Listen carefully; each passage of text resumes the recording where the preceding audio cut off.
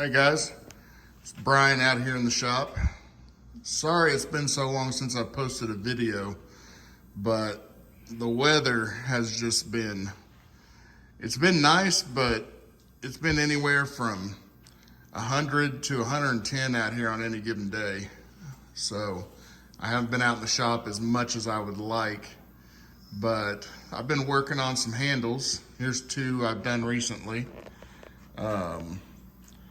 This one over here is a True Temper Kelly Works Vulcan, very nice head. And then this one over here is a little Collins Cruiser.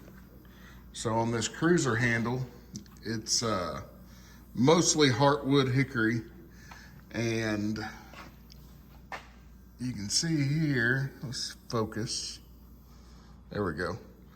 There was a little crack right here. And so what I did was I just cut a kerf right down the center of the crack, and then I put a little walnut I glued a piece of walnut in there and clamped it real well, and I don't think I'll have any issues with it. This is a nice head. It's not super nice. It's been banged up a little bit, but it's 2.5 pounds. So I'm probably I've got another one that's in a little better shape than this. Doesn't have all these little dings on the bottom and stuff. So this is gonna be my little user. So I'll let you know how this handle holds up. Honestly, this down here shouldn't affect anything. The only thing, maybe some vibration could make it split up, but the amount of glue that I got in there and the surface area of the glue joint, honestly, I think it'll last forever. Something else will break down here, or there's a little bit of run out on this. It was actually a tree limb, a piece of hickory that a buddy gave me about 3 years ago, and it finally got dry enough for me to use, so I used it. It's not the best piece of wood. You can see on this side, we've got the sapwood, and we've got some run out kind of down over here. So I don't know, we'll see how it goes. If it breaks, I'll make another one. This is an ash handle. It's got nice, pretty straight grain. Like I said, True Temper, Kelly Works Vulcan. It's got some linseed oil on it there. I haven't cleaned up the pole any yet.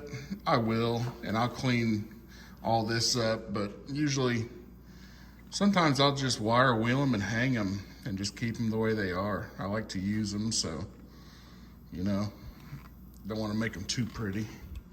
But a lot of stuff's been happening. I've acquired quite a few things lately, and I feel awful I haven't been documenting it, but I worked on my little lift here. I've got some powdered citric acid, some warm water. These are some blacksmithing tongs I found recently, a couple axes in there. But I let this soak in there for about a day.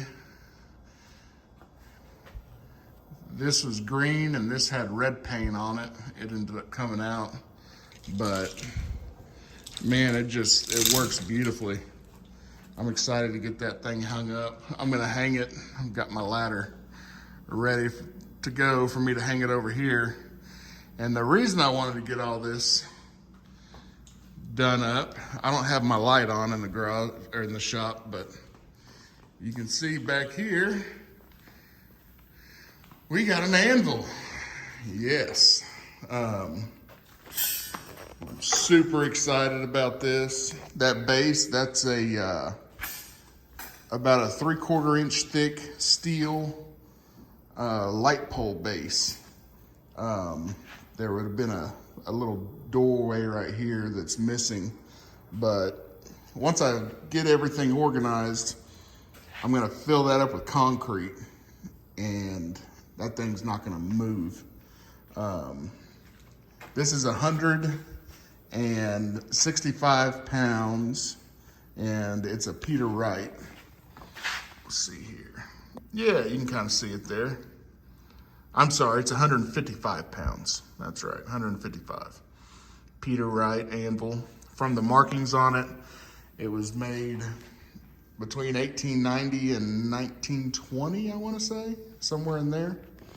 You can see the top on it's pretty shiny. I'm going to try to input some footage of getting this thing milled. I took it to my buddy's machine shop, and we milled the top. It had a little low spot right here and a little one right here, but I didn't want to go down any farther, so we left it alone.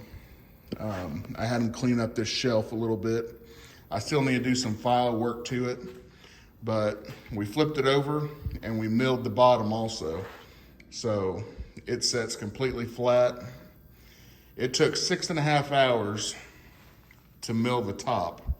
And in total, I think we took 180 thousandths off of it, which is nothing. You know, that's, in the big grand scheme of things, it's got probably a 5/8 thick hardened steel top on it that's forge welded to the wrought iron body.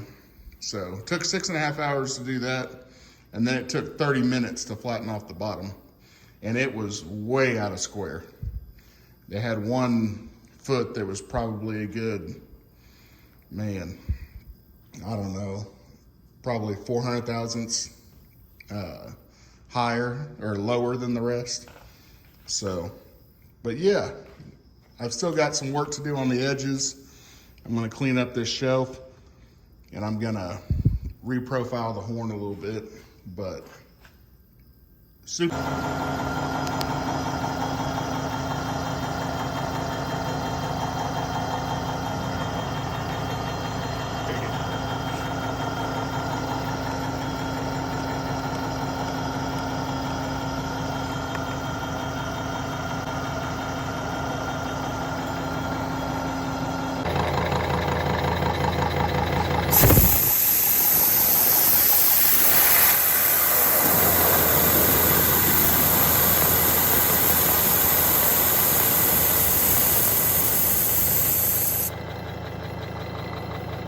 Super excited about that. Lots of videos coming up soon.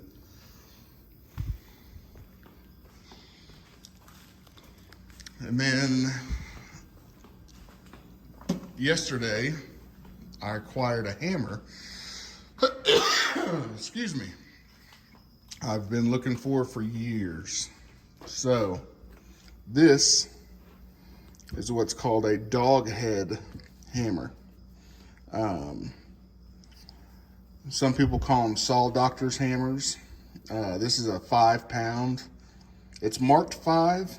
It's actually about 5.5 pounds. But it's got light surface rust. I wire wheeled this side, and then I wire wheeled the face. You can see there's just a touch of pitting there. Not bad, but this is a little design I've made up for a handle. I'm basing this knob end axe handle on it, so I'm going to try to make it look like that. But whenever I find old handles and they have, you know, really nice fawn's foots or knob ends like this that are, you know, the top of them are usually gone, I'll cut them off and save them just for a reference.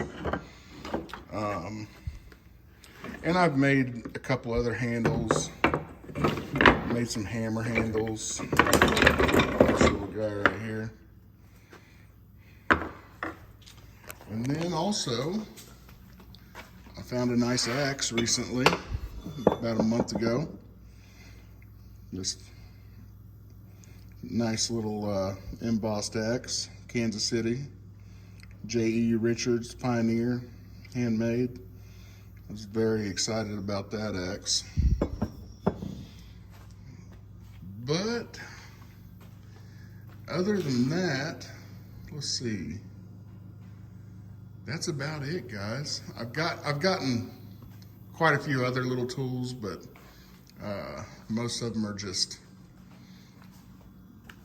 nothing super special that, you know, I want to put on here. Oh yeah, I did get this Vaughn and Bushnell number 4. I don't know how many plane collectors I got out there, but Vaughn and Bushnell, the early ones like this one, very, very, very nice planes. They've got these flat sides, and the frog meets the body in kind of a dovetail. So it's really, really good plane. Very nice. But yeah, that's about it, guys. Again, sorry for the not posting anything, but I'm going to try to start doing it more. Just, be patient with me. But thanks for watching. Have fun in your shop and be safe. We'll talk to you later.